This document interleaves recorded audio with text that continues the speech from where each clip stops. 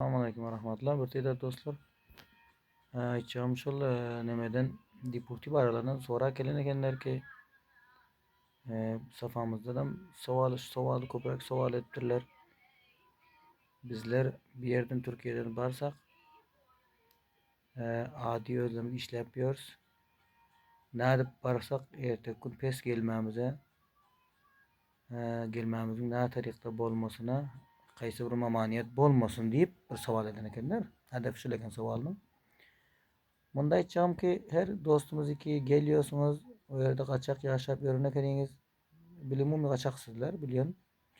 Kaçaksızlar kaçak halatda yaşıyorsunuz. Pes geliyorsunuz o Afganistan'a ya bir müşkülat için atman bir müşkülatınız var ya bir toy edeceksiniz ya da bir mesela 7-8 yıl yaşapsınız misafirlikte geleceksizler. Eğer şu şekilde bir sistemde gelecek olsanız sizler dostlar bir koşuşedin. Fakat bilet özleriniz alıyorsunuz teoretikide. Teoretiklerinizi aldınız. Şol deporti katınızı alacak bileniz safarata var alıyorsunuz ya da Afganistan'ın namayndelikleri var. İstanbul'dan var. Asıl safarat Türk Ankara'da. Diga şu bilen şu varak alacak bileniz koşuyordun ki şu deportinize meydan havayda cezasını alıyor. Bir zada çok müteveccih olun. Şu vakti şu deporti kat alacak bileniz koşuyordun bir yıldan çok aytmang. Türkiye'de yaşanınızı. 7 yıl, 8 yıl, 10 yıl yaşadım deyip aytmang hiç vakt. Köp aytsanız şu bir yıl. Ya bir yarım yıl. Şunun zapı aytmang, şunun zapı yazdırmang şu varaga.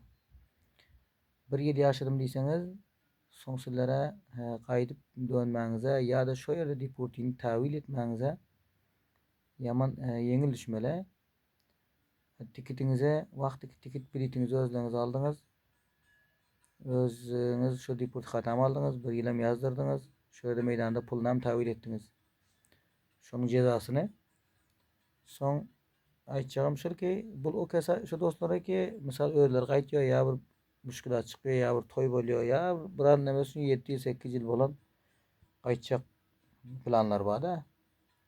Tikidam aldınız, güç idara bardınız, ol nemenem deporti hatınızı aldınız. Deporti hatlar mana şehirde tikit deporti hatam mana sizlere şehirde koyup atayım. Tikit, deporti hat ve şu namuneyi tahvili mende yok.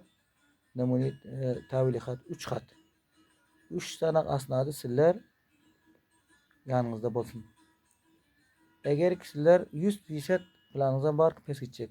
Gal Türkiye. Şonda hem şu asnatlar yüzde bolsun. İhtimali bir yıldan sonra 2 yıldan sonra Afganistan'da iktisad onça nemede alış plan. Yine gitmene nemesinde boluyorsunuz. Fikrinde boluyorsunuz. Son şu suratta sizler gitmeniz yaman ansat boluyor. Gitmeniz ansat ki sizler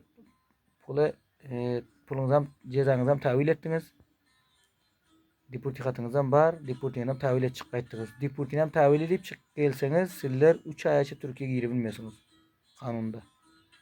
Her kim ki Türkiye'den çıktı deporti hatına cezasından beri 3 ayça Türkiye'ye girip barıp bilmiyor duvara.